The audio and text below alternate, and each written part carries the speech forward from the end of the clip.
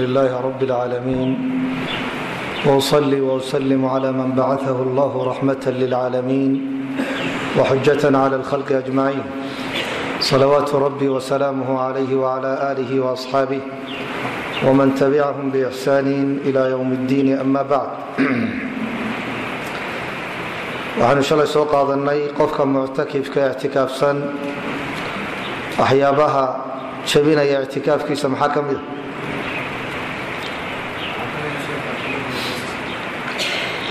الخروج من المسجد مسجدka inuu ka baxo ya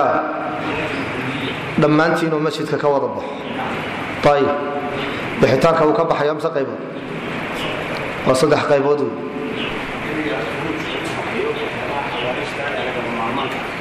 waxaa laga maarmaya inuu u baxo iyadu waa mid bannaan uu u baxayo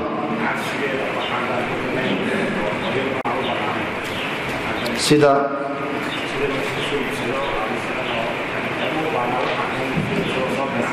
dani waa ku jirtaa laakiin hadduu wax iska soo iibsanayo ama iska ganacsanayo laakiin waa dan laga maarmi kara wey nacam iyada loo bixi maayo hadduu u baxana ictikaafkiisa waa buraya ayib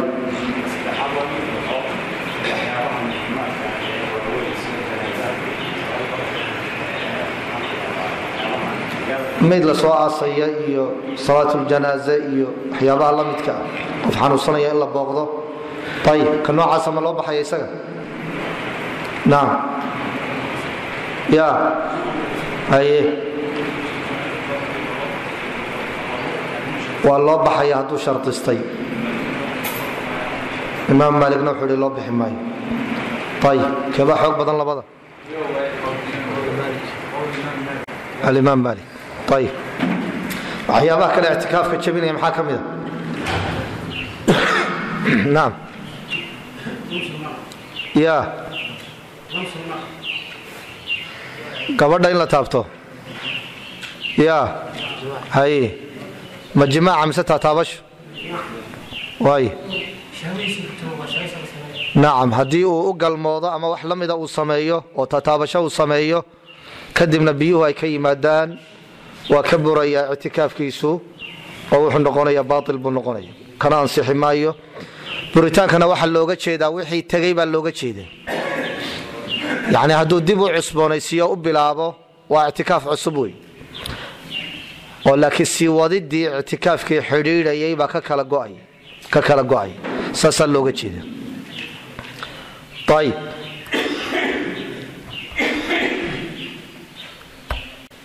masjidka lagu ictikaafaya waa masjidkee naam axbaarki maaye fadal waa masjidka jamaacada lagu oga wey ayaa waxa weeye lagu ictikaafaya masjid oo dhan ma ah yani masjidka lagu tukanayn jamaacada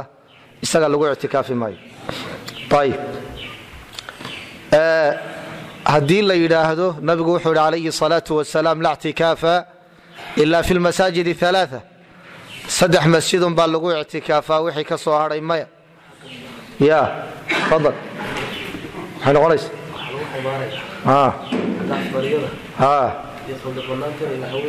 inay ugu mudan yihiin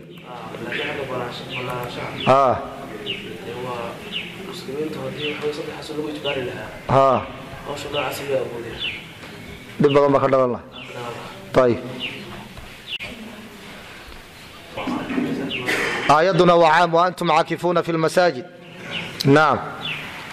anigu leerhkayga waa wataa laakiin allah idin sahla iska wadaa ya waa idinla sugayaaye sii wada masaa'ishii aynu intuu bal soo noqonayo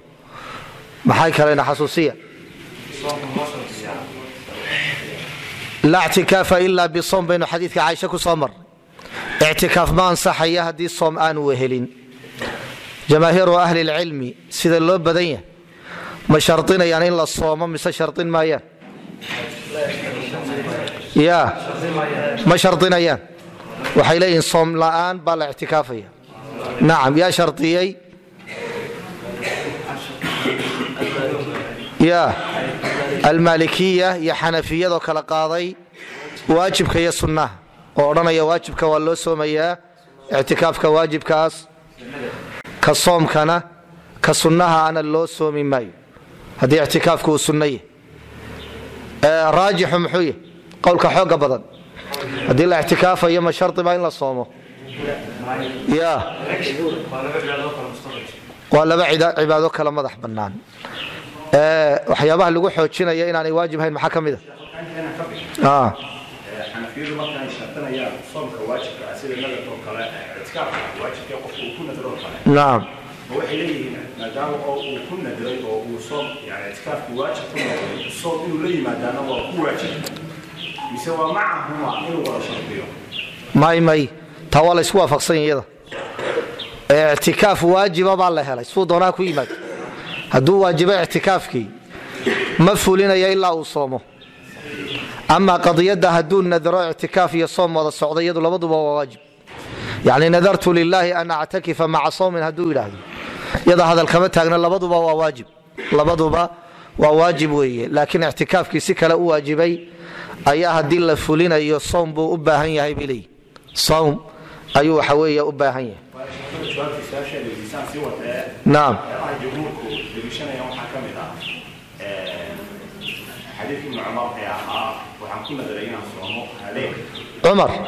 عمر بن الخطاب إني نذرت أن أعتكف ليلة في المسجد الحرام هبنا لما صوم حديث كسال الدليشدي والله يكون جوابا روايتك ليوما وهبني مالك كذا وضع الصعودين لوجتشي خلاصة القول شرط معها سيدة وحوية صحيحة وعن عائشة رضي الله تعالى عنها قالت وحيت لي قلت يا رسول الله أرأيت وحد قورنت إذا إن علمت هدي أن أقاده أي ليلة هبينك ليلة القدر وليلة القدر وياهي هدي أن أقاده ما أقول فيها محن أولانا يقوده يعني وهدي أن أقاده هدي أن أقادنا هبين الله في ليه محن كدو عيساني قال وحول النبي قولي له اللهم يا الله إلهي إنك أدق عفو مد وحوي عفس بدن باتا وضدك عفية عفوي هنا وإن قفك ذنبك الله ضعفه عقابتي كدلنا يسينا لغا سامحه ولغا عفيه أي عفو إلا هذا تحب وتعشى العفو عفسك يا تعشى ذاتك إلا عفيه فاعف عني إلهي وإعفي رواه الخمسة غير أبي داود وصححه الترمذي والحاكم إمام الترمذي حاكمنا لبدودوا صحيحيين وحوية وصحيحيين حديثك سيدا حافظك ينوت المامي إمام الترمذي حاكم بصحيحيين لكن هذا البضن باكو السنة علماء قاروا ضعيفين waxaana lagu daciifinaya xadiidka waxa soo warinaya Abdullah ibn Burayda ibn al-Husayb ninka taabiciga ah ee uu dhalay saxaabigii Burayda ibn al-Husayb al-Aslami Abdullah ibn Burayda wuxuu ka warinaya saxaabiyada jaliilada Aisha radhiyallahu ta'ala anha waxaana la isku hayaa Abdullah ibn Burayda Aisha wax ma ka maqlay mise kama maqal waa cilada ugu weyn xadiidka lagu cileeyay ama lagu daciifiyay إمام الدارقطني أي وحاولي لم يسمع من عائشة ابن بريدة عائشة وحبك من مقال بيهقنا وكوا فقيا يسقنا وكو علي علة نوعاس إذن علة وقوين حديث كاللقوع علينا يواتاس علة الله بعض بسوه هلسة أو حديث كان عائشين موقوف فيها وأساني الصحيحة وحكويمي عائشة رضي الله تعالى عنها إن إلا haddaan ogaan lahaa habeenka laylatul qadri uu dhacayo ama habeenka ay tahay haddaan ogaan lahaa waxaan oran lahaa allahumma innaka afuwun tuhibbul afwa fa'fu anni oo nabiga calayhi salaatu wasalaam aanay u nisbay haddaynu ciladan ku horeyno tanaa ugu weyn qadiyada waqfigu isma diidayso waayo wixii ducaa hadday tahay marna inay nabiga u nisbayso marna yadu ay sheegto xalkeedu waa iska dhow yahay marka culimo badani aad ugu may cileen xadiidka laakiin cilada aadka la isugu hayo ee xoog badani waxay tahay taabicigu waa Abdullah ibn Burayda caaisha inaanu waxba kama maqan. hadalkana waxa laga haya Daaraqutni baa laga haya. imaam al-Albani markuu xadiidkan ka hadlayay waxa uu in muddaa ayaan iska waafaqsanaa Daaraqutni iyo Bayhaqi hadalka ay leeyihiin xadiidku waa munqati' oo Abdullah ibn Burayda caaisha waxba kama maqan. laakiin nihaayadii waxa ay cadaatay buu yiri inuu xadiidku muttasil yahay ciladana inaan lagu cilaynin. xadiidka markaynu eegno imaam at-Tirmidhi waa saxiixi oo wuxuu ku tilmaamay xasanun saxiix buu ku tilmaamay. xaakim wuxuu xadiidka ku soo wariyay sanad kale oo ah Sulaymaan ibn Burayda an Caaisha Abdullah walaalki Sulaymaan nin la yiraahdo oo Sulaymaan ibn Burayda an Caaisha sanad noocaas ayuu ku soo wariyay wuxuuna ku tilmaamay inuu yahay saxiixun ala shart ash-shaykhayn. sanadkii Bukhari iyo Muslim inuu saxiix ku yahay sanadka Sulaymaan ibn Burayda an Caaisha. laakiin waxa lagaga daba tagay waxa weeye qadiyada ah Sulaymaan ibn Burayda inaanu min rijaal al-Bukhari kamid ahayn wa ala shart Muslim ala shart Muslim ayu sanadkaasi saxiix ku noqonaya waana isla xadiidkan halkay ka ahayd Abdullah ibn Burayda an Caaisha oo lagu cileeyay Abdullah inaan waxba ka maqan Caaisha ayaa waxa sanadka xaakim uu yahay Sulaymaan ibn Burayda an Caaisha. Sulaymaan la iskuma hayo in waxa weeye sida Abdullah la isugu hayo yani laguma cilayn ama laguma tilmaamin Caaisha inaan waxba ka maqan iyadoo ay mataana yihiin wa Abdullah ibn Burayda iyo Sulaymaan ibn Burayda mataanay ahaayeen. laakiin Abdullah waxa la sheegay inaanu Caaisha waxba ka maqan Sulaymaanna lama sheegin. hadii aan la sheegin asalku waa inuu ka maqlay maadaama uu la xilli ahaa oo waxa weeye nin fiqana uu yahay tadliis iyo irsaalna aan lagu aqoon inuu badiyo aan lagu aqoon waxa weeye daahirku waxa uu yahay an Caaisha hadii uu yiraahdo in waxa weeye la qaadanayo sanadku uu muttasil yahay. culimaduna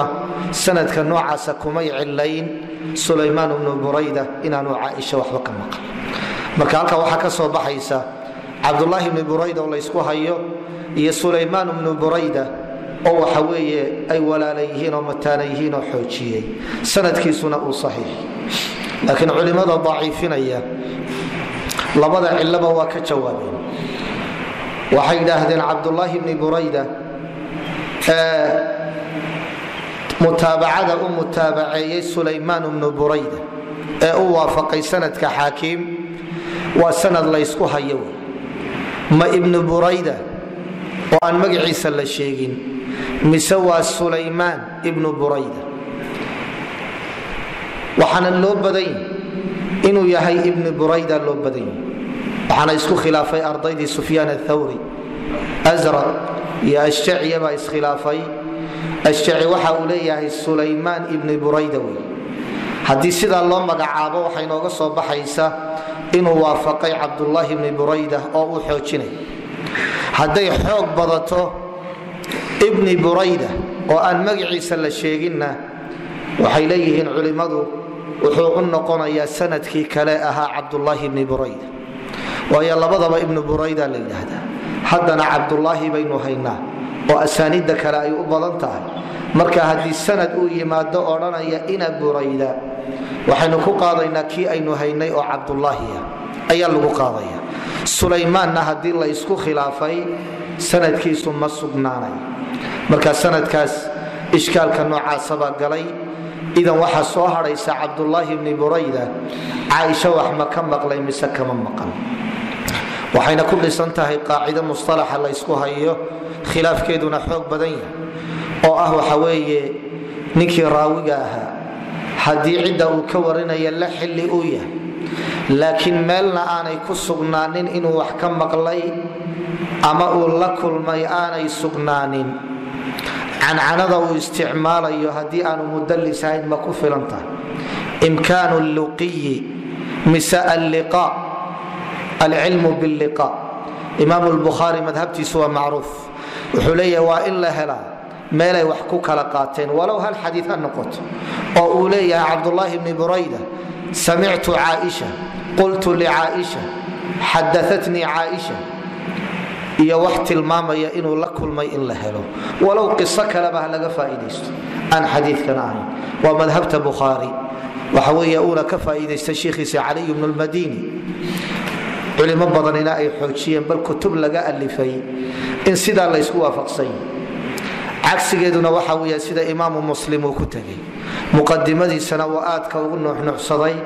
culimo badanina ay ku waafaqeen kutubna laga alifay ijmaacna lagu soo naqliyay sida muslim muxadisiintu inay qabaan oo ah qofka haddaan tadliis lagu ogeyn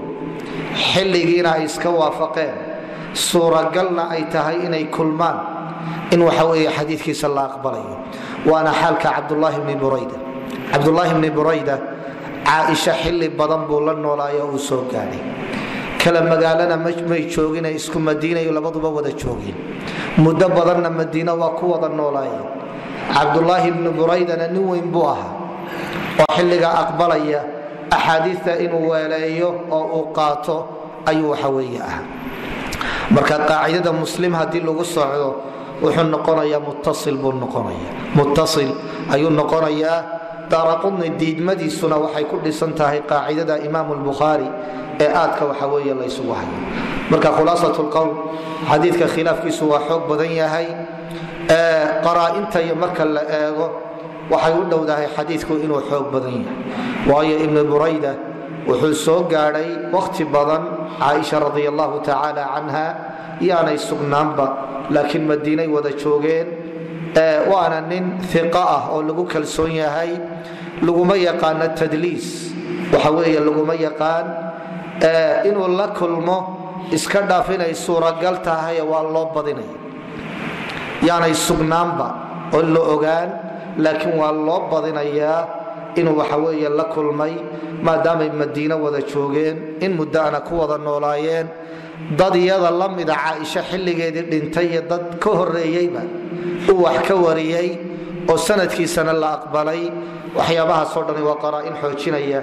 xadiidku inuu xoog badan yahay haddii khilaafkiisu uu sii xoog batana kollayba ducadan lagu ducaysanayo waxay iska noqonaysaa fadaa'il lacmaal yani maadaama xadiidka sanadkiisa saa la ysugu hayo aqalu laxwaal ducadan in lagu ducaysto xaalada noocaasa maadaama caaisha radi allahu tacaala canha lafteeda ay ka sugan tahay asaaniid saxiixa in waxa weeye lagu camalfalo lagu ducaysto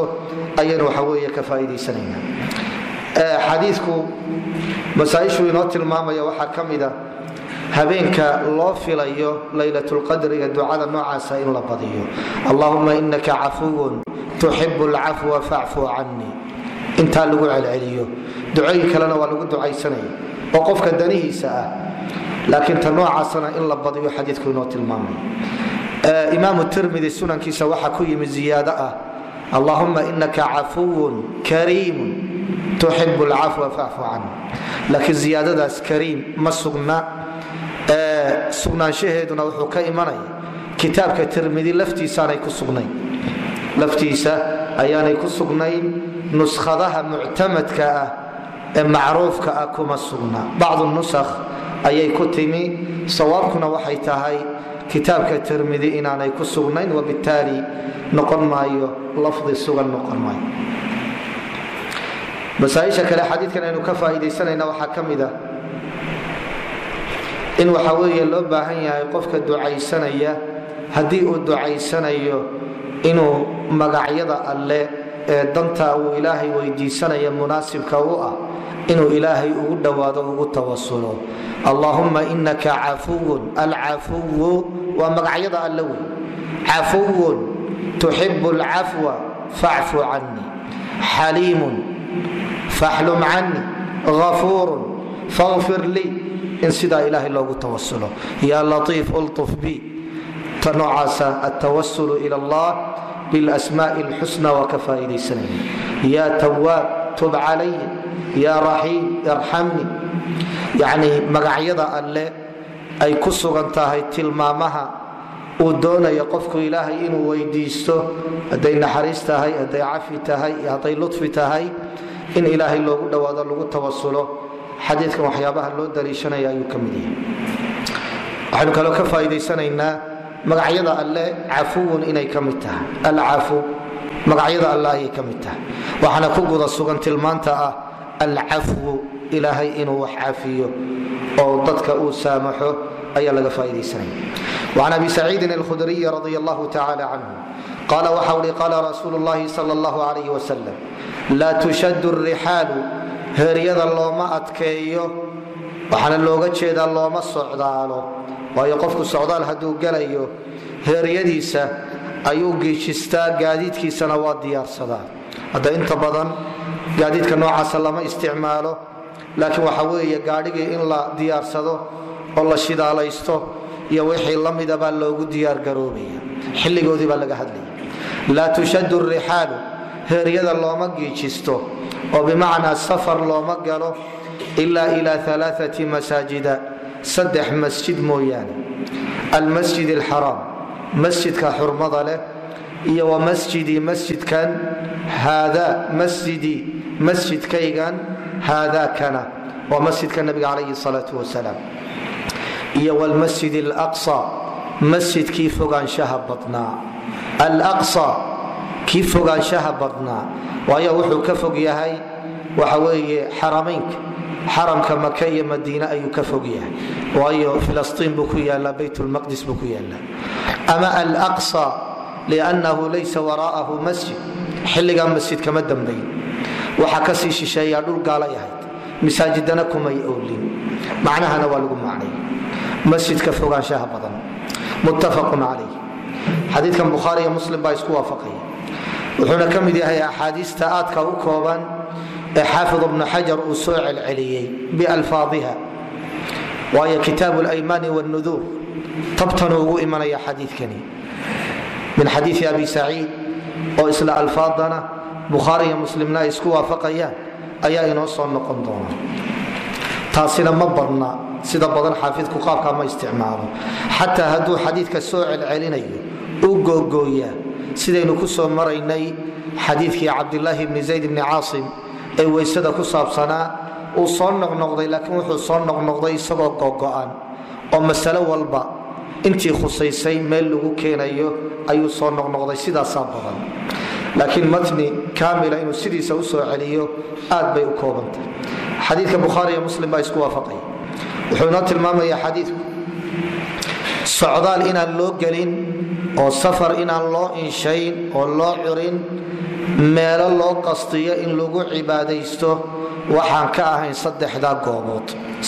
goobood marka xadiidku wuxuu diidaya waa nahyi lafdigu nafyi ha noqdo laakiin waa nafyi u dhacaya nahyi u dhacaya laa tashuddu waa loo soo naqliya oo iyadu nahyi ku cad oo bimacnaa heryada ha u geejisanina oo laysu diiday laa tashuddu arrixaal laakiin lafdigan aynu hayno waana ka mashhuurka ah laa tushaddu waa diidma wey diidmadaasina waa macna nahyi wey culimmaduna waxay yidhaahdaan shayga si toosa in lagaaga nahyo oo la yidhaahda ha samayn iyo in laba diido samaynteeda la diido waxa sii xeel dheer in la diido yani laa tushaddu rihaal looma safro yani wax muslim sameeya ma wax dhaca ma ah qofka ka dhaca ma midna waa ha samaynina wey labaduba waxay isugu biya shubanayaan diidma la inoo diidayo goobo lagu cibaadaysto cibaado loola qastiyo aan saddexdaa masjid ka ahayn inaanay waxa weeye bannaanayn buu xadiidku inoo tilmaamay. saddexda masjid waxaa si gaara loogu tilmaamay almasjid alxaraam waynu naqaanaa waa afdalu lmasaajid weeye salaada lagu tukado waxay la mid tahay 100,000 oo salaadood oo lagu tukado masaajidada kale waxaan ka ahayn masjidka nabiga calayhi salaatu wasalaam. masjidka nabiga wuxuu ka fadli badan yahay 100 salaadood. masjidka nabiga calayhi salaatu wasalaam isagana salaada lagu tukada waxay ka fadli badan tahay salaado lagu tukado masaajidada kale waxay ka fadli badan tahay 1,000 salaadood. 1,000 salaadood bay ka fadli badan tahay marka masjidka nabigu 1,000 salaadood buu ka fadli badan yahay masaajidada kale. masjidul xaraamkuna masjidka nabiga 100 salaadood buu ka sii fadli badan yahay marka waxa ka soo baxaya masjidul xaraam masaajidada kale wixii aan ka ahayn masjidka nebiga 100,000 oo salaadood inuu ka fadli badan yahay. raajixuna waxa uu yahay salaadaasi ha noqoto mid waajiba iyo mid sunna ah labadaba kay doonta ha noqoto 100,000 oo salaadood buu ka fadli badan yahay. masjidka nebiguna 1,000 salaadood ayuu ka fadli badan yahay masjid lagu tukado masaajidada kale. baytulmaqdis isagana xadiis baa ku yimid tilmaamaya 500 oo salaadood inuu ka fadli badan yahay masaajidada kale waxaan xarameynka ka ahayn 500 oo salaadood. laakiin xadiidka noocaasa waxa weeye bacdu ahli ilcilmi waa quweeyeen. albazaar musnadkiisa ayuu ku soo warinayaa xasan buu ku tilmaamay. ibnu cabdilbar isaguna xasan buu ku tilmaamay. haythami majmacu zawaaidka xasan buu ku tilmaamay, laakiin waxa uu sanadkiisa waxoogaa hadalaba ku sugan. laakiin raajixu waxa uu yahay sanadkiisa waxaa la keliyoobay saciid ibnu bashiir nin la yidhaahdo. ninka noocaasana khulaasadiisu waa nin daciifa weeye. xadiidka haddii uu la keliyoobo aan waxa weeye la xujaysanayn. marka khulaasatu lqowl qadiyada salaada fadligeeda in la labanlaabo waxay ku ansaxday xaramka maka iyo ka madiina, labada xaram bay ku ansaxday. ama masjid laqsa isaga waxa weeye xadiidkeedu ma sugnaa, xaramnimadeeduna ma sugna. in badan baa laga yaabaa in la maqlo marka masjid laqsa la sheegayo wa thaalithu lxaramayn, saddexda xaramkii saddexaynay. saxiixu waxa weeye inaanu xaramna ahayn, xaramna ma aha. waxa xurmo leh waxa weeye maka iyo madiina, laakiin masjid laqsa ma laha. laakiin wuxuu leeyahay fadaa'il badan. waxaa ka mida fadaa'ishuu leeyahay xadiidkan bukhaari iyo muslim ay isku waafaqayaan saddexda goobood ee waxa weeye cibaado loola qastiye socdaal loo galo waa saddexdaa goobood oo keliya. fadaaisha uu leeyahay waxaa ka mida waa masaajidadu ay ambiyadu dhiseen. almasjid alaqsa ambiyada ayaa dhisay, masjid lmadiina, masjid alxaraam, intaba waa masaajido ay ambiya ay dhistay. waa miisaadka ay leeyihiin. ya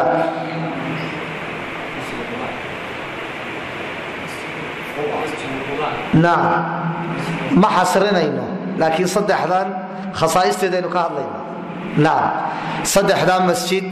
waxa weeye ambiyada ayaa waxa weeye dhisay. qadiyada kale ee ay leedahay masaajidadani ay leeyihiin waxaa ka mid ah inay awalu lmasaajid yihiin sida saxiixaynka ku timi. nabiga calayhi salaatu wasalaam baa la weydiiyey ayu masjidin wudica fi lardi awalu, xadiiu abi dar fi lbukhaariyi wa muslim. dabeedna nabigu waxa ui almasjid lxaraam. dabeedna waxaa la yidhi maxaa ku xiga?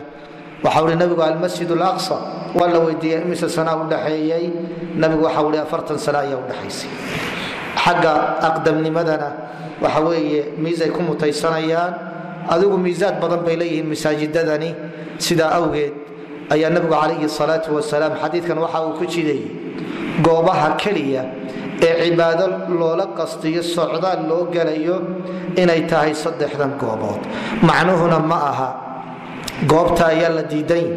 laakiin safar cibaado in loo galo lama diidana. safar cibaado in loo galo waxa weeye lama diidana, laakiin ta la diidan yahay waa goob in cibaadadii loola qastiyo. yani maalan cilmi in meel loo doonanayo, alabulcilmi la samaynayo lafteedu waa cibaado. laakiin qofku markuu meel cilmi u doonanayo wuxuu ugu doonanayaa culima inay joogto. culimmadu hadday meel kale joogi lahayd meeshaana waa u doonan laha. ta noocaasoo kale lama diidana. waxaan aadayaa muqdisho oo cilmi baan u doonanaya. cilmigu waa cibaado. safarna muqdisho waa loo gelaya, laakiin waxaa loo gelaya waa cilmigee ma aha muqdashinimo maaha, magaalada ma aha. haddii meel kale cilmiga laga helayo waa loo doonan laha. ta noocaasa culimmadu waxay idhaahdeen wax mushkila ma laha iyo wixii la mida. haddii meel cayiman ganacsi loo doonanayo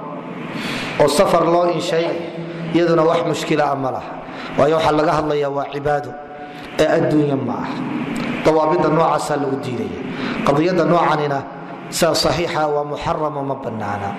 culimmada qaar baa odhanaya waxa weeye way bannaan tahay, waxaana xadiidka looga jeedaa meelaha ugu mudan ee loo qastiyo, goobaha ugu mudan ee cibaado loola qastiyo waa goobahan saddexda awey. laakiin way bannaan tahay goobo kalena in loo socdaalo way bannaan tahay laakiin tan noocaasi waxa weeye waa daciif waayo nahyiga waxaa asal u ah shay haddii la isu diido xaaraantinimayn baa asal u ah tan labaad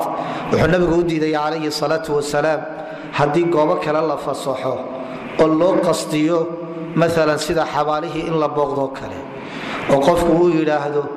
magaalo hebla qofka ku aasan baan soo booqanay taasi waxay keenaysaa ghuluwi in lagu dhaco talaxtag in lagu dhaco qofkaana lagu xadgudbo dadka qaar ay sameeyaan waxyaaba aan bannaanayn marka maqsuudka looga jeedaa waxay tahay ximaayatu janaabi tawxiid tawxiidka dhinaciisa in la ilaalinayo oo meelaha goobaha nabigu sheegay calayhi salaatu wasalaam ee saddexda ah wixii ka badan socdaal loola qasdinayo goobtaas inaan waxa weeye loo socdaalayn ayaa waxa weeye la tilmaamaya sidaa awgeed bay culimmadu waxay aad u tilmaamaan muxaqiqiintu haddii waxa weeye qofku uu xajinayo oo xajkii acmaashiisa uu dhammeeyo oo uu doono madiine inuu booqdo waa inuu niyoodaa masjidka nabiga calayhi salaatu wasalaam inuu booqanayo waayo xadiidkana taa u banneeyey markuu maka ka dhaqaaqayo ee uu madiine u socdo xagga madiine xaj ugama hadhin man xaja walam yazurnii faqad jafaani axaadiista tilmaamaysa dhammaantood waa mowduuc qofka xajiye madiine aan booqan ama xabaashayda aan booqan waa wada axaadiis beena weeye qadiyada ku saabsan xabaashiisa socdaal in loo galana waa ta xadiidkan lagu diidaya wey marka waxaa la niyoonaya waxay tahay marka socdaalka maka laga bilaabaya xajka dabadi ama halkanba laga socdaalayo in masjidkiisa la booqdo lagu soo tukado ta xadiidku tilmaamaya waa taasaa socod loo insheeya ama xabaashiisoo keliya in loo qasdiyo socdaalna loo galo safarna loo galo ta noocaasa waa ta nabigu uu diidaya calayhi salaatu wasalaam goobaha uu ka soo reebayna kama mid ah laakiin waxaa iska dhacaysa qofku hadduu masjidka aado oo uu u qasdiyo masjidka gudihiisa hadda waxa ku yaalla xabaashiisa markaad gaadho masjidka ayaad xabaashiisa booqanaysa xabaashiisa waxa weeye la booqanaya ta noocaasana ma aha nabiga calayhi salaatu wasalaam xuquuqdiisa in meel lagaga dhacay sida dadka qaar ay u fahmayaan ee xuquuqdiisa la ilaalinayo xuquuqdiisa waxa ugu weyne lagu ilaalinayaana waa wixii uu jideeyeyna in lala yimaado xadkuu xadeeyeyna in lagu joogo wuxuu diidayna in laga joogsado waa xuquuqda ugu weyne nabigu calayhi salaatu wasalaam uu inagu leeyahay ee ma aha xuquuqdu wax kastoo aad ismoodsiiso oo aad isleedahay nabigaad ku weynaysiinaysaa iyo wixii la mida ma aha xuquuqdiisana isagaa inoo cadeeyey waxa uu leeyahay sharciga lagu cadeeyey marka wixii sharcigu banneeyeyna waa lala imanaya wuxuu diidayna waxa weeye waa laga joogsanaya halka waxaa inoogu dhammaaday kitaabu asiyaam iyo tawaabicdiisii oo ictikaafa baa inoogu dhammaaday kitaabu lxaj ayaynu halkan ku gadagalaynaa insha allahu tacaala kitaabu lxajna waa badan yihi laakiin insha allahu tacaala waxaynu isku dayaynaa haddii wakhtigu inoo saamaxo inta bisha ramadaan ka hadha inaynu insha allahu tacaala kitaabkaa dhammayno inuu ku dhammaanayana waa qiyaasayaa hadday wax yari ka soo hadhaana insha allahu tacaala bacda ramadaan baynu isula soo noqon doonaa insha allahu tacaala bisha shawaal waayo bisha ramadaan waa bil cibaado imaamu maalik raxmat ullaahi calayh iyo a'imo badani oo xadiidka lagu yaqaanay wakhti badan inay geliyaan imaamu maalik wakhtigiisaba xadiid buu gelinayay dadka inuu u gudbiyo marka la gaadho bisha ramadaan la gaadho shacbaan ay dhammaato kutubtooda waa laabayay waa bishii soomka iyo qur'aanka iyo xuska alle la xusayo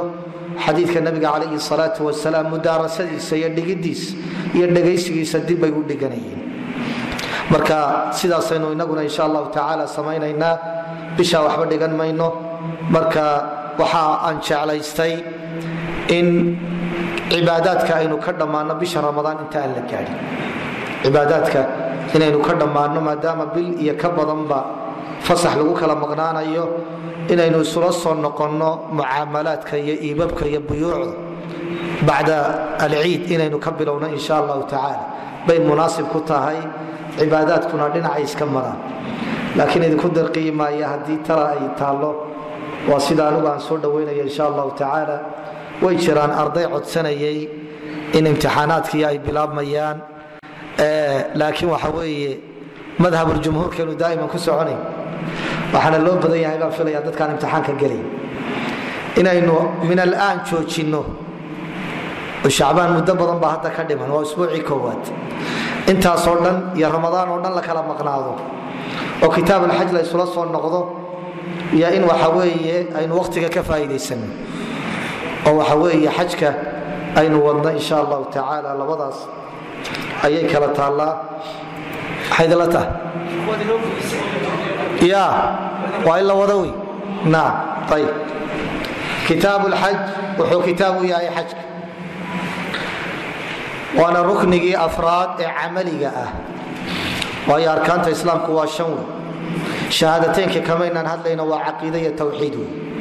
afartii kale kii ugu dambeeyey salaadii iyo zakadii iyo soomkii waa soo dhammaynay xajkii baa ugu dambeeya oo arkaanta islaamka ee shanta ah ka mid ah xaj luqada waxaa loo yaqaanaa waa alqasd weeye in meel loo qastiyo ama shay loo qastiyo xagga sharcigana waxaa loo yaqaanaa qasdu makkata waalmashaacir liadaa'i الnusuki fi zamani macluum qasdu makkata waalmashaacir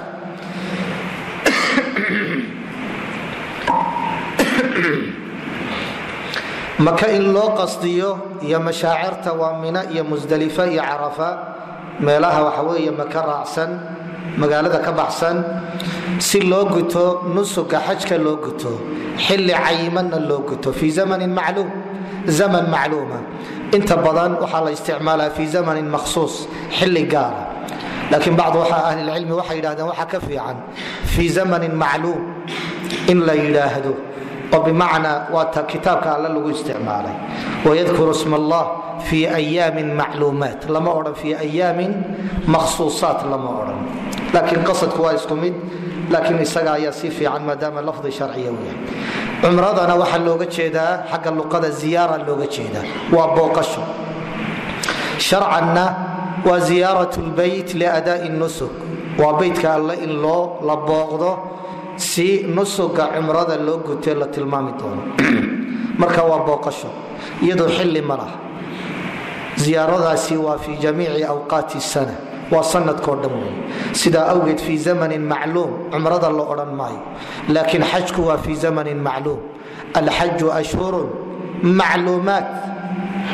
waa bilo la ysla yaqaano xajkuna waa waajib waxaana la waajibaya sida saxiixa sanadkii sagaalaad sanadkii shanaadna waa layidhi sanadka sagaalaadna waa layidhi waana sida aad mooda inay u dhowdahay wallahu aclam ujeedooyin badan baana loo jiday xajka haddii aad eegto wuxuu kaga duwan yahay arkaanta kale salaadu waa badani xubnaho keliya laga sameeya soomku waa badani xubnaho keliya laga sameeya zakadu waa xoolo keliya xubnaha lagama sameeyo ee waxa weeye waa lacag la bixinayo xajkii baa soo hadhay waa labadoodoo la isu geeyey xajku lacag la'aanna xaj ma dhaca badan la'aan ama ficil la'aanna xaj dhici maayo waa labadaasoo la isu geeyey xajku waxyaabo badan buu kaga duwan yahay waxa weeye acmaasha kale ama cibaadaadka kale waxaa ka mid a xajku haddii uu fasahaado waa la wada lagama baxo baynamaa salaadu hadday fasahaado waxa waajiba in laga baxo xajka haddii la xidho xajka sunnaha ah lagama baxo uu kugu waajibaya labayk allaahumma bixajin oo sunna uu yahay oo xajatulwaajibkii aad soo gudatay haddaad gudagasho waajib buu kugu noqonaya haddii aad ka baxdana waa lagugu leeyay inaad soo qallayso waxyaabaha uu kaga duwan yahay waxaa ka mid ah xajku inuu waxa weeye ka hawl badan yahay ka tacab badan yahay wuxuu qaataa maalmuu qaataa wuxuu qaadanayaa waqti badan buu qaadanaya wuxuu leeyahay acmaal badan oo kala duwan oo mid waliba waxa weeye ay aad u hawl badan tahay hadday tawaaf tahay hadday tahay in loo hoydo musdalifa mina habeenna loo hoydo lagu dhaxo waxa weeye carafa la istaago asacyu bayna asafa walmarwa acmaashaasoo dhan waa acmaal mashaqa ay ku sugan tahay culays ay ku sugan tahay shan maalmood ayaa waxa weeye hawlaha noocaasa lagu gudanayay. sidaa awgeed ayaa culimmadu waxay tilmaameen marka cibaadaadka laga hadlayo xajku waa abwaabta ugu culus weeye. shaykhulislaam ibnu taymiyata raximahullah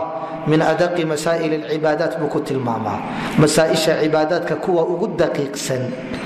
ee ugu halisaysan ee ugu qarsoonida badan ayuu waxa weeye xajku ka mid yahay. fiqi ahaan waa ka culus yahay abwaabtii aynu soo dhaafnay. waxyaabaha culayskiisa keenaya waxaa ka mid a sida aynu tilmaannay masaa'ishiis iyo acmaashiis iyo wakhtigiisu inuu badan yahay. haddii la yidhaahdo bisha ramadaan wakhtigeedu waa badan yahay, camalkeeda ayaa kooban. waxaa soo noqnoqonaya maalmaha soddonka waa hal camal wey. maalinka koowaad oo keliya camalkii la qabanayay baa soo noqnoqonaya. laakiin xajka acmaashiisu waa kala duduwanta. dhagax tuurka oo keliya wakhtiyadiis uu bilaabmaya ama uu dhammaanayo, qaabka loo tuurayo, waxyaabahaasoo dhan baa axkaama oo badan. acmaasha kalena waa la mid. ta labaad, adilada badan ee ku timi ee waxa weeye ka hadlaysa aaaarta badan ee saxaabada laga soo naqliya masaa'isha xajka ay waxa weeye ka fatwoonayaan oo waxyaabaha sucuubada keenay. xajka acmaashiisoo gooba ku saabsan, carafaa la istaagaya, minaa loo hoyanaya, tawaafka waxa weeye dhinaca waxa weeye bidix baa laga tawaafayaa oo kacbadu waa inay dhinaca bidix kaa xigtaa. laba buurood calaamada udhaxaysa waa la ordayaa. marka waxa weeye mina musdalifa iyo mina dhexdooda waadi muxasar haddii la gaadho waa la ordayaa. waxa weeye dhagax tuurka qaabka loo tuuranayo dhinaca laga istaagayo jihada waadiga. yacni acmaal badan oo la qabanayo waa acmaal ku saabsan gooba ku saabsan. marka qofka aan xajin ee aan tegin ee aan dul istaagin wax badan waxa laga yaabaa inaanu fahmin. hadda waa loo tilmaamaya, laakiin wuxuu si fiican usii fahmayaa haddii meelihii uu dul istaago. waxyaabaha ishkaalka iyo khilaafka keena. sida awgeed shaykhulislaam ibnu taymiya markuu ibnu xasm raxmatullaahi calayh oo caalim weyn ahaa, xadiidka iyo fiqigaba bad ku ah, markuu ku qabsanayay masaa'il xajka ku saabsan, waxyaabaha uu ku sababeeyey khaladkaa inuu ugu dhacay isagoo cilmi badan waxaa ka mid ahaa inaanu weligii xajin. axaadiisteeda dushuu ka hay iyo fiqigeed, laakiin weligeed ma tegin. tegid la'aantaasa waxay keentay waxyaabo badan inay isdhaafaan. haddana waanu aragnay, shaahidtu baanu ahay dad waxa weeye xajka in badan soo dhigayay oo aqoon u lahaa, oo markii ay camal mucayana fulintiisa u yimaadeen iyagoo aan weligood soo xajin, axaadiisteeda waxaa laga yaabaa in badan inuu soo laqbeeyey, ay waxa weeye isku dabagadiday. waxaanu aragnay wadaadada qaar oo asacyu bayna asafa walmarwa 14 ka dhigay, halkii 7 ahayd ka dhigay in safa laga bilaabayo marwo lagu soo noqonayo. marka ishkaalkiisuu leeyahay. ibnu xasam oo keliya maaha, ibnu carafa ka mida culimo badan ayaa waxa weeye qadiyada noocaasi ay ku caddaatay oo bimacnaa xaalkoodu. ibnu xasam oo kale isagu maba xajin, culimo kalena masaa'il bay ka noqdeen markii ay xajiyeen. iyagoo culimo ah oo fatwoonaya ayaa markay xajiyeen oo ay dabaqeen xajkii masaa'il ka noqday oo dib waxa weeye u muraajaceeyey. marka xajku nawaasishiisuna waa badan tahay, waxyaabaha soo cusboonaanay way badan tahay. sacyu bayna asafa walmarwa iyo hadday tawaaf tahay dhulkaa lagu tawaafay, laakiin hadda haddii hawada lagu tawaafo ama wuquufkii diyaarad lagu sameeyo, helikobter istaagaysa carafa dusheeda, ama waxa weeye asacyu bayna asafa walmarwa kacbada dusheeda oogada oo dabaqa saddexaad oo kacbadu ay kaa hoosayso, hawadii kacbadana aad ku dul dawaafayso, ama labadii buurood dushooda aad ku sacyinayso, dabaqa saddexaad ama afraad. hadda aad baa loo badbadiyey. nawaasil aad u badan bay leedahay oo waxa weeye soo cusboonaanaya sanadba sanadka ka dambeeya. waxyaabahaasoo dhan waxay keenayaan baabkani inuu waxa weeye baab muhima uu yahay in la fahmo. ma sii adkaynayn oo ma fiicna macallinku intaan baabkaba la gaarin inuu yidhaahdo baabka waa culus yahay, laakiin waxaanu uga jeednaa in aad loo daneeyo oo aad waxa weeye loogu tanabuho. qadiyadda ay leeyihiin lama xajin hadda way fududaatay, oo bimacnaa xilligan hadda la joogo waxaa iska fudud qofku markuu xajku bilaabmo tiifiyada looga tabiyaa si layfa ayaa looga tabiyaa. marka daawashada uu daawanayo iyagoo acmaashii fulinaya uu la soconayo waxaad moodaa in iyada lafteedu ay wax soo dhaweynayso iyadoo fideoyaana waa la helaa marka xitaa iyadoo aan la tegin hadda xaalku waa ka fudud yahay sidii uu culimadii hore ugu adkaa ma aha وعن أبي هريرة رضي الله تعالى عنه أن رسول الله صلى الله عليه وسلم قال وحول العمرة عمرة إلى العمرة عمرة كلا قاري كفارة ودم داف لما بينهما انت لبدو ذا الدحية ذنوب تلبضع عمرة الدحية يا الغدافة والحج حجك المبرور لغص مفالي ليس له مسغنان جزاء أبا المرين إلا الجنة شنمو يانا وحكال لغو أبا المرين معي qofkii sameeyey muttafaqun calayh xadiidkan wuxuu inoo tilmaamayaa waxa weeye fadliga laga helaya xajka iyo cumrada waxaa loo sheegay haddii qofku uu soo celceliyo oo bimacnaa cumro inta uu sameeyo mid labaadna uu ka daba keeno labadaa cumro inta u dhaxaysa dunuubtiisa in loo dhaafayo dunuubtiisa waxa weeye in loo dhaafayo ayuu xadiidku tilmaamaya masaladana hore inuuga soo hadalnay waramadaanu ilaa ramadaan الصلوات الخمس ورمضان إلى رمضان ما ذنوبتي ووينيدبا mise saqaa'irtuna waxa weeye labadaba waa lagu dhaafayaa waataynu ka soo hadalnay xajka lagu samafalayna nabigu waxa uu sheegay abaalgudkiisu waa janne wax kale ma aha yacni la odhan maayo 100 xasana ayuu leeyahay ama wuxuu leeyahay thawaabka noocaas ama dembigiisa lagu dhaafayaa lama odhan ee waxa la yidhi abaalkiisu waa janno mooyaane wax kale ma aha أحاديث كلا واجرتها من حج ولم يرفث ولم يفسق رجع من ذنوبه كيوم ولدته أمه قفك حجية ذنبي يا معصية يا قلماء صمين يا فسقي وحكم نقول يا مالنت وحجك دميو سيدي مالنتي هو يدي أيضا شيء أو كلا يسوى بلا ذنبية لبدا حديثنا ويسو تغيا لبدا وحي تلماميان xajka hadii lagu samafalo xajkaasi wuxuu tilmaamay dambi in aan lagu samayn الحج أشهر معلومات فمن فرض فيهن الحج فلا رفث ولا فسوق ولا جدال في الحج علماء قالوا waxay yiraahdaan sida Nawawi oo kale الحج المبرور الذي لم يخالطه إثم وحجك aan lagu dhex dambaabin يعني gudihiisa inta la samaynayo wax dambiya aan la samayn ka noocaasa ayaa waxa la oranayaa xajkii lagu samafalay laakiin culimadu waxay yiraahdeen marka adilada la isu geeyo xajka lagu samafalay waa ka shuruud laga helayo shartiga koowaad waa ka dhaxdiisa dunuub aan lagu samayn iyo macaasi iyo dunuub aan lagu samayn qadiyada labaad waa xajka lagu xajiyay xoolo xalaal ah oo aan shubha lahayn xoolo xalaal ah oo aan shubha lahayn waa in lagu xajiyo weey hadii xoolahaasi ay yihiin xoolo xaraan ama shubha ay ku sugan tahay qadiyada noocaas xajkaasi mabruur noqon maayo waa laga yaabaa inuu ka ansaxo laakiin xajkii lagu samafalay noqon maayo laakiin xoolo xalaal oo la yaqaan waa in lagu xajiyo إن الله تعالى طيب لا يقبل إلا طيبا حديث مسلم وكيا إلهي وهو نكسين وحو نكسن مويانا وحكا لما أقبله طيب نوحا كوكا إنو حلالي حلال إنو حولها لغو حجيني نكي قبي نواكيلها إذا حججت بمال أصله سحت فما حججت ولكن حجت العير ما يقبل الله إلا كل صالحة ما كل من حج بيت الله مبرور متكستو بيتك إلهي حجية متسمى فريمة ابن عباس با وحليل ما أكثر الحجيج ما لنتي عرفة قضتك وهل قوب أي كوة لديه حجيدة محاكا بضنبال وحاولي وحاتر هذا ما أكثر الركبة صعتها محاكا بضن ولكن الحجاج قليل لكن انت حجيده وان اضو يربو اخلاص بيوبانت وشرطك الصدحات انه مخلص يحي الهي درتي انه حجني وهدي اخلاص كيسا اي wax ku jiraan waxa weeye xajkaasi ma ansaxayo iska dhaaf in waxa weeye lagu samafalo hadba ikhlaasku intuu leeyahayna ayuu samafalku noqonaya xajkuna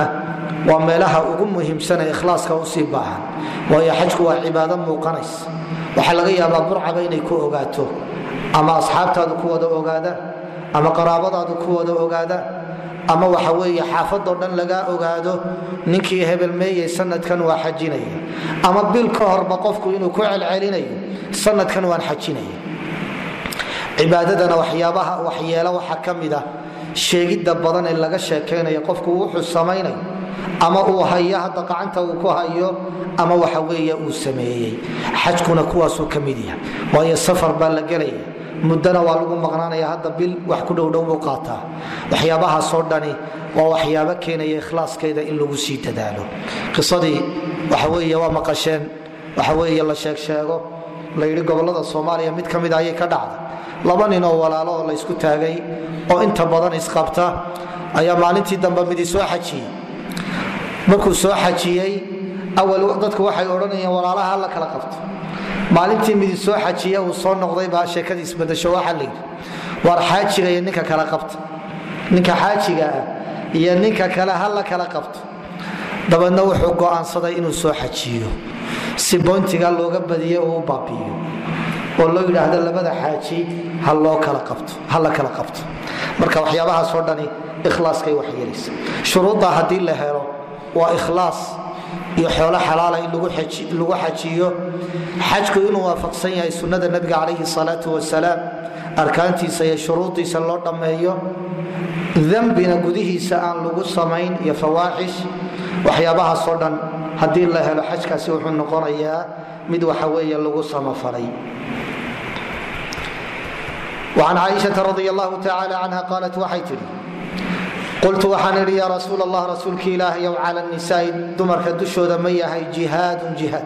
dumarku ma jihaada cala النساء dumarka dushooda ma yahay jihaad ma yahay. qaala waxau ihi nabigu nacam ha yacni calayhina dushooda waxaa ahaaday jihaad baa ahaaday oo laa qitaala fiih wax dagaali aanu ku sugnayn, jihaad aan lagu dagaalamin. alxaju xaj weeye iyo wlcumratu cumro wey, kaasaa laga doonay oo dushooda ahaaday. rawaahu axmed wbnu maaja wاllafظu lahu waisnaaduhu صaxiix waasluhu fi صaxiix. axmed iyo ibnu maaja soo warinaya lafdiga ibnu maaja leh, axmedna waa leey wاllafظu lahu waxba loogama baahnaa. rawaahu axmed wbnu maaja wاllafظu lahuma wey, waayo lafdigaas imaamu axmedna waa ku sugay. ibnu maaja lama keliyoobin lafdiga noocaas. isnaadkiisu waa saxiix, asalkiisuna bukhaari buu ku sugan yahay. oo bimacnaa caaisha nabiga waxay weydiisay nara aljihaada afضal alacmaali afalaa nujaahid. jihaadka waxaanu aaminsanna cibaadooyinka inuu ugu fadli badan yahay ma jihaadnaba nabiga weydiisay. nabigu waxa ugu jawaabay la walakuna afضal اljihaad xajun mabruur. maya jihaadka dagaalka ha gelina, laakiin waxaad leedihiin afضal اljihaad jihaadka ugu fadliga badan oo ah xaj lagu samafalay. xadiidka bukhaari ku yimi ee xadiidkan asalka u ah cumro laguma sheegin xaj keliya lagu sheegay. cumro laguma sheegin ee xaj keliya lagu sheegay. cumrada waxaa ziyaadiyey ibnu maaja iyo axmed baa ziyaadiyey. sanadkeedana waxaa ku sugan muxamed bnu fudayl bnu ghaswaan, waa nin saduuqa. culimmada qaar waxay leeyihin ziyaadada tilmaamaysa cumrada tilmaamaysa waa laga xoog badan yahay. culimo kalena waa saxiixiyeen maadaama uu yahay nin lagu kalsoon yahay, ziyaadadaasina aanay munaafi ahayn. waxay noogu iman doontaa khilaafka cumrada ku sugan ma waajibba mise waajib maaha baynu ku tilmaami doonaa. وعن جابر بن عبد الله رضي الله تعالى عنهما قال وxau أتى النبي صلى الله عليه وسلم nabiga waxaa u yimi أعraabiyu nin acraabiya ayaa u yimi faqaala waxau hi ya rasuul الlah rasuulkii ilaahayo أkhbirnii waxaad iiga warantaa can اlcumra. cumrada waxa weeye xaalkeeda awaajibatun hiya iyadu mawaajiba awaajibatun mawaajiba hiya iyadu. faqaala waxau hi nabigu laa maya yani waajib ma ah, laysat biwaajiba. waan tactamira inaad cumraysato khayrun laka iyada ayaa kuu wanaagsan, yani way fadli badan tahay inaad la timaado, laakiin waajib kuguma ah. rawaahu axmed wtirmidi wraajixu sida xooga badani waqfuhu waa in uu jaabir mawquuf ku yahay oo nabiga aanu gaadhsiisnayn. وأخرجه ابن عدي ابن عدي baa xadiidkaa soo saaraya min wجهi آkhر sanad kale oo ضaciifin ضaciifa sanad waxa weeye ضaciif sanadka koowaad ee uu ku yimi xadiiثu jaabir bn cabdالlah sanadka noocaasa waxaa soo warinaya alxajaaj bni arطa ninka loo yaqaano can muxamed bn اlmunkadir can jaabir bni cabdالlah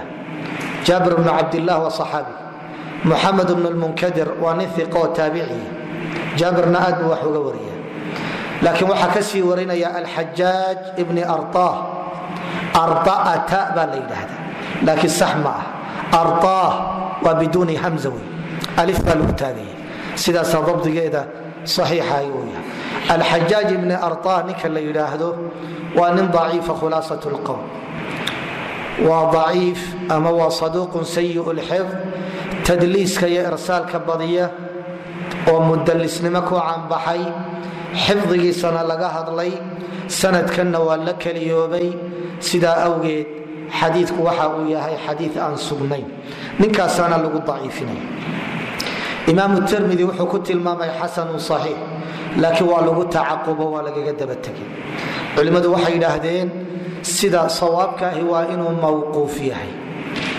oo bimacnaa xajaaj bnu arطa'ah isagoo daciifa ayaa haddana dadkii ka warinayay qaarna mawquuf bay ka dhigeen qaarna marfuuc bay ka dhigeen labadooda marka la kala xoojiyo waxaa xoog badan kuwa mawquufka ka dhigaya jaabir ku joojinaya marka mawquuf laga dhigana waxa meesha haddana kusii sugan xajaaj baa ku sugan oo waxa weeye laga hadlay marka marfuucan wa mawquufan labadaba xajaaj baa ku sugan sanadka xadiidkaasi uu leeyahay waa daciif oo waxa weeye ma xoog badnaa sanadka labaad ibnu cadi shiikha loo yaqaano ayaa wuxuu ku soo saaraya kitaabkiisa alkamil fi ducafaa hore waxaynu u sheegnay haddii waxa weeye alkamil fi ducafaa kitaabka ducafada lagu jamciyey haddii la yidhaahdo xadiid baa ku sugan waxaa soo degdegaya inuu daciif yahay waayo ibnu cadi markuu rijaasha ducafadaa sheegayo ayuu nin walba wuxuu u tusaalaynayaa axaadiis loo daliishanayo daciifnimadiisa loo daliishanaya marka kitaabka noocaasuu ku soo saaray markuu u tarjumaynaya ninka loo yaqaano abu cisma nuux ibni abi maryam waana nin beenaala awey abu cisma nuux ibni abi maryam waa ninkay culimmadu ku tilmaamaan nuuxuljaamic nuuxii wax jamciyey jamaca kula shayin ila sidqa bali wax walba waa kulmiya waxaa runta ka ahay hadday tafsiir tahay hadday xadiis tahay nin cilmi labu ah waa ninkii fadaa'ilu asuwar waa ninka dejiyey faatixada ka soo bilaabay ilaa suurat nnaas suurad walba fadli gaara u sheegay man qara'a ala cimraan falahu kada wakada waman qara'a kada waa xadii aad u dheer oo culimmadu intay jajabiyeen bacdu almufasiriin ay waxa weeye suurad walba bilowgeeda ay ku sheegeen kalwaadiciina fi fadaa'ili suwar faman rawaaha fi kitaabihi qadar waa kuwa la sheegaya wey dadka kutubta axaadiiskiisana ku sheega qurun bay waxa weeye ku sheegeen waayo waa axaadii beenawe ninka noocaasa markii la yidhi axaadiista beentaa maxaad u samaysa wuxuu ihi waxaan arkay dadkoo ku mashquulay waxyaabo kale waxaan doonayaa qur-aanka inaan jeclaysiiyo sidaa awgeed baan suurad walba xadii beena oo dadka aan ku jeclaysiinaya aan ugu sameeyey waa ninkii beentaa sameeyey ayaa sanadkiisa ku sugan culimmadu waxay yidhaahdeen sanadkan wuxuu ka warinaya muxamed bnu lmunkadir can jaabir waa sanadkaynu haynay ta noocaana culimmadu waxay u yaqaanaan sariqat lxadii xoolo la xadaynu naqaanaa xadii la xaday sariqat lxadii baa la yidhahda yani xadiidka waxaa lagu yaqaanay xajaaj can ibni lmunkadir can jaabir baa lagu yaqaanay waxa ka xaday xajaaj waxa ka xaday nuux baa ka xaday abu cisma ayaa ka xaday oo waxa uu yihi xadiidkan waxaan ka warinaya muxamed bnu lmunkadir can waxa weeye jaabir bni cabdillah sariqat lxadii ama qalb lxadii baa loo yaqaana khulaasaة اqwl xadiikaasina ma sugna وcan jaabirin marfuuca qaal waxa yani marfuucan ilى الnabiyi sal اllah alayh wasalam nabigu waxa uu leeyahay alxaju walcumratu xajka iyo cumradu fariidataani labaduba waa laba waajib. xadiidka laftiisa ibnu cadi ayaa kitaabkiisa kaamilka ku soo warinaya alkaamil fi ducafaa,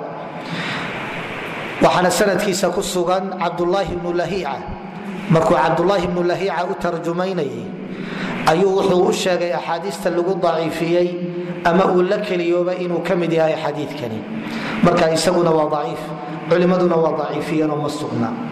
ibnu cadi wuxuu ka dabageyey hadihi alaxaadiiu can ibni lahiica, axaadiistan badan ee ibnu lahiica aan ka sheegay can cataa hayru maxfuuda, waa axaadiis aan la xifdin, waa bimacnaa axaadii aan sugnayn. khulaasat lqowl xadiidkanina ma sugna. axaadiistan maxaa loo keenay oo aynu isu raacina? hal masala loo keenay. xajka inay waajib tahay waa muttafaq, hadalkama taagna. laakiin cumradu waajib ma tahay mise ma aha? culimmadu way isku khilaafsan yihiin. madaahibtu labiyo labay ugu qaybsameen. shaaficiyada sidaa agtooda saxiixa ka ah alqowl اladhar min aqwaali shaafici see nawowi uu tilmaamay, iyo alqowl الصaxiix can alimaami axmed madhabtiisuna ay qaadatay. shaaficiyada iyo xanaabiladu waxay leeyihin in la cumraystaa waa waajib, laakiin sanadkii hal mar bay waajibaysa sida xajkoo kale. maalikiyada iyo xanafiyaduna waxay yidhaahdeen waa sunne, waajibna ma aha.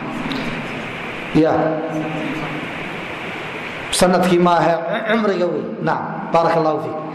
sanad walba maaha, sida xajkaoo kale waa cumriga wey. inta la nool yahay hal mar bay waajib tahay sida xajka oo kale. adilo badan baa la ysu daliishanaya, laakiin adilada lafdhabar waxa u ah axaadiistan aynu hayno. xadiidka koowaad haddaad dib ugu noqotaan, waxaa la tilmaamay calayhina jihaadu, dumarka dushooda waxa ah. calaana waxa loo isticmaalaa waajibnimo. walilaahi cala nnaasi xiju lbayt, ilaahay dadka waxa ugu waajibay cala, waajibnimay tilmaamaysa. marka waxaa la tilmaamay alxaju walcumra cala nisa inay yihiin, bimacnaa waajib inay ku yihiin.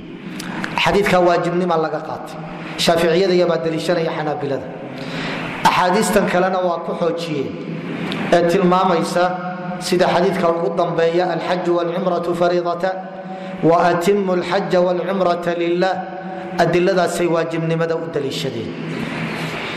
qolada sunnanimada ku tegaya waxay leeyihin annaga waxaa noo daliila xadiidka jaabir bnu cabdillaah ee nabiga la weydiiyey ma waajibba, ee uu yidhi nabigu waajib ma aha, laakiin inaad samayso ayaa waxa weeye wanaagsan oo waa sunni. xadiikana waataynu tilmaanay inuu waxa weeye inuu daciif yahay. marka axaadiista daciifkaa markaynu dhinac iska dhigno, waa xadiiu jaabir ee ugu dambeeye tilmaamaya cumradu inay waajib tahay, iyo xadiidka jaabir bnu cabdilaahi ee ka horeeye tilmaamaya inay sunno tahay. labaduba waa daciif. marka labadaba la isla tuuro, xadiiu caaisha inoo soo haray. xadiiu caaisha cala nisaai jihaad, laba ishkaal baa lagu keenay cumradu inaanay waajib ahayn. midi waa xagga dilaalada, midina waa xagga sanadka. xagga sanadka horaan usii tilmaamay oo lafdiga bukhaari cumra kuma sugnee xaj keliya ku sugan. cumra hadday sugnaan lahayd bukhaari baa saxiixiisa ku soo saari lahaa. marka cala nisaai xajun mabruur baa sugan. lakunna afdal ljihaad xajun mabruur baa xadiidka caaisha ku sugan.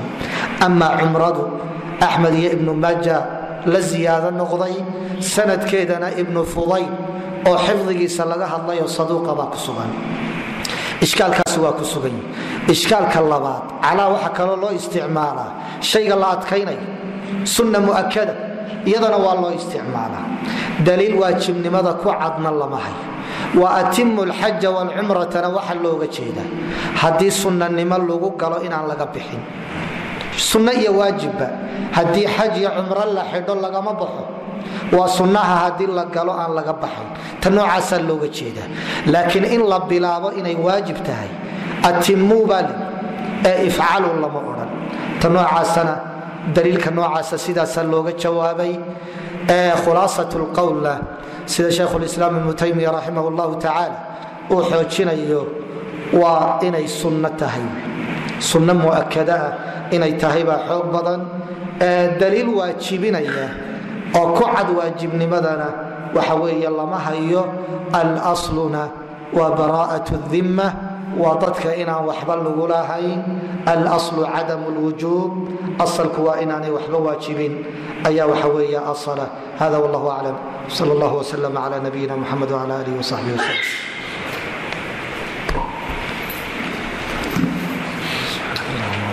أشهد أن لا إله إلا أنت أستغفرك وأتوب إليك